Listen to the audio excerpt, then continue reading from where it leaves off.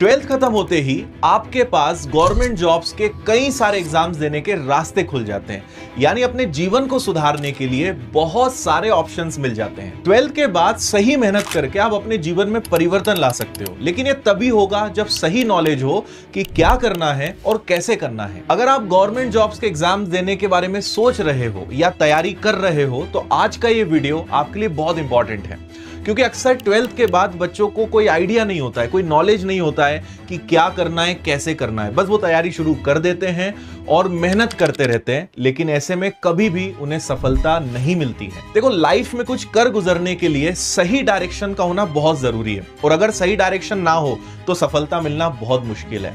और ऐसा आपके साथ ना हो इसलिए वीडियो को एंड तक देखिएगा, क्योंकि आज आपको यह जानने को मिलेगा कि कौन कौन से बेस्ट गवर्नमेंट जॉब्स होते हैं और उसमें सक्सेस कैसे होते हैं।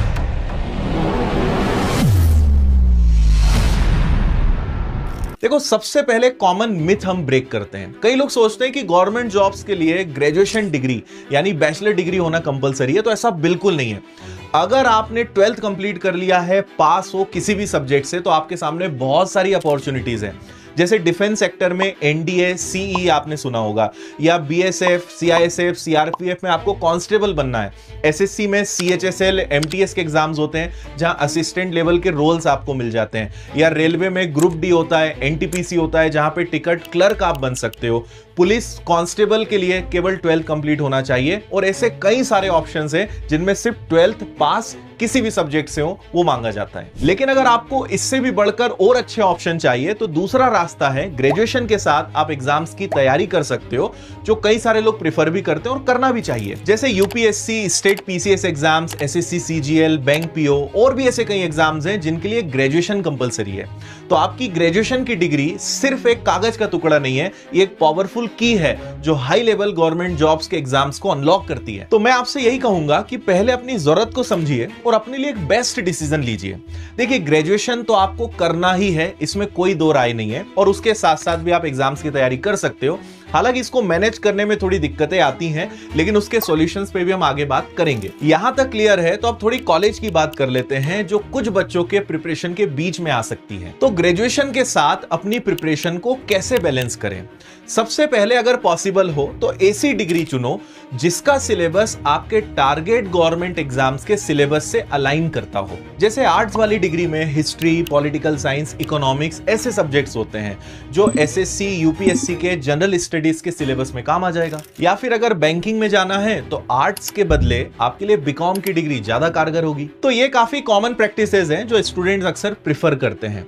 लेकिन एक बहुत महत्वपूर्ण बात जो आप सभी को पता होनी चाहिए वो ये कि हमारे ग्रेजुएशन के किसी भी सब्जेक्ट से गवर्नमेंट जॉब का कोई डायरेक्ट कनेक्शन नहीं है।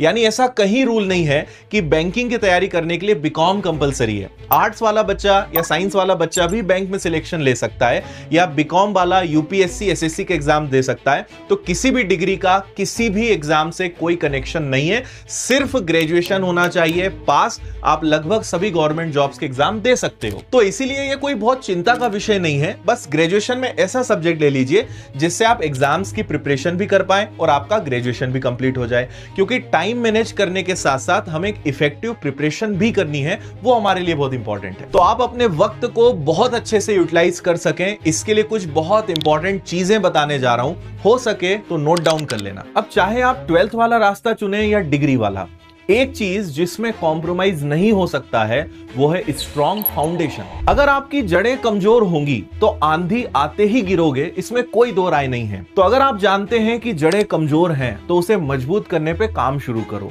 और अगर नहीं पता कैसे शुरू करें, क्या बेस्ट रहेगा, तो प्रीवियस ईयर्स के क्वेश्चंस उठाओ और उन्हें सॉल्व करना शुरू करो। इससे आपको पता चलेगा कि maths, reasoning, GS, science, English, इन सभी सब्जेक्ट्स में एग्जाम्स में किस पैटर्न के क्वेश्चंस आते हैं, आपसे किस लेवल तक के क्वेश्चंस बन रहे हैं, या आपका लेवल क्या है। तो ये एक अच्छा एनालिसिस आपका खुद का हो जाएगा। इसके बाद जब आपको पता चल गया कि हमारा फाउंडेशन वीक है, तो आप 8th, 9th, 10th या एनसीईआरटी की बुक्स उठा सकते हो, उन्हें सॉल्व करना शुरू कर सकते हो और आप धीरे धीरे देखेंगे कि इंप्रूवमेंट भी होगा और क्वेश्चंस अब बन रहे हैं। जब फाउंडेशनल वर्क कंप्लीट हो जाएगा तो आपको अब स्पीड को प्रायोरिटाइज करना पड़ेगा। तो चीजों को प्रायोरिटाइज करना शुरू कर दो और उनमें बेहद अच्छे हो जाओ, जैसे मैथ्स एंड रीजनिंग। क्यों? क्योंकि ये ऐसे सब्जेक्ट्स हैं कि एक बार अगर आपका कॉन्सेप्ट क्लियर हो गया तो क्वेश्चन कैसा भी घुमा के आपसे देंगे आप सॉल्व कर पाओगे।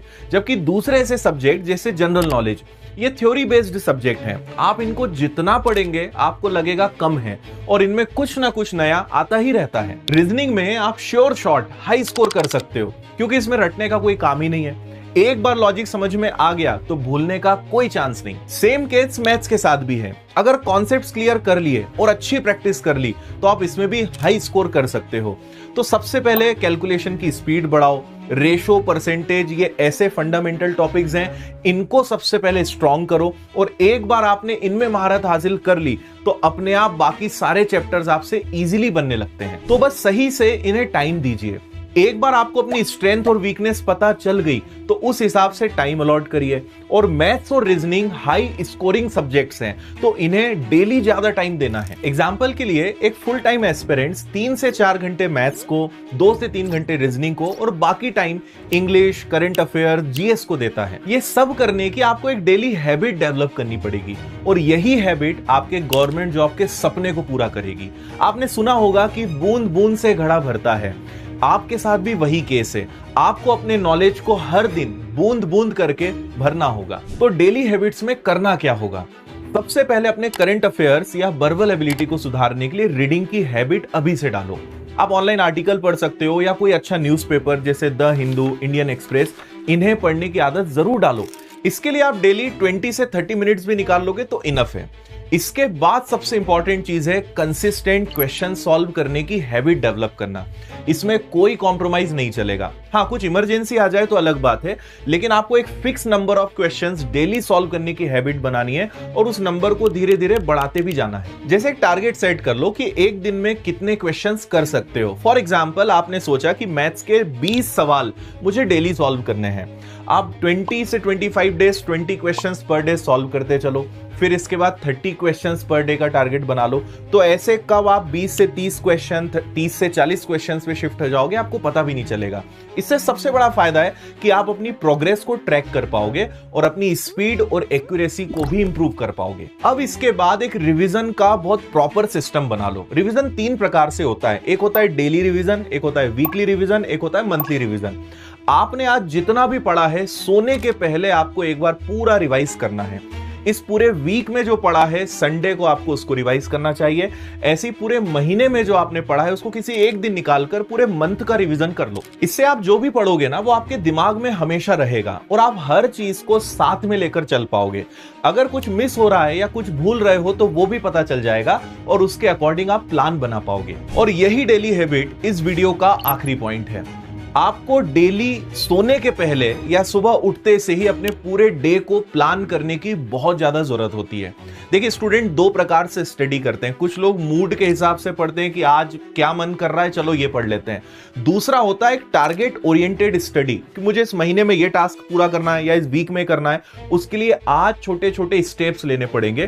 तो आज मुझे किस सब्जेक्ट में क्या पढ़ना है, अपनी किस वीकनेस पे काम करना है, कौन से डाउट्स क्लियर करने, इन सब चीजों को प्लान करके सुबह से हमें अपने टारगेट पर लग जाना है। और आपको सुनकर शायद हैरानी होगी, लेकिन 90% स्टूडेंट्स बिना किसी प्लान के और बिना किसी डेली स्टडी हैबिट के बस प्रिपरेशन करे जा रहे हैं। इससे जो प्रोग्रेस वो 30 दिनों में कर सकते थे उसे अचीव करने में उन्हें 60 दिन या बल्कि उससे ज्यादा भी लग जाता है। लेकिन मुझे भरोसा है कि अब आप ये गलती नहीं करोगे। आप अगर इस वीडियो के एंड तक आए हैं तो इसका साफ मतलब है कि आप बहुत सीरियस हैं अपनी प्रिपरेशन को लेकर। तो अब लग जाइए इन सारे पॉइंट्स के एग्जीक्यूशन और इंप्लीमेंटेशन पर। तो अब आपसे मुलाकात होगी ऐसे ही प्रिपरेशन से जुड़े हुए इंपॉर्टेंट टॉपिक के अगले वीडियो में। लेकिन आप कमेंट में जरूर बताइएगा कि आज का ये वीडियो कैसा लगा, और अगर आप नए हैं और अभी तक चैनल से नहीं जुड़े हैं तो सब्सक्राइब जरूर कर लीजिएगा। बहुत सारी शुभकामनाएं। धन्यवाद। जय हिंद।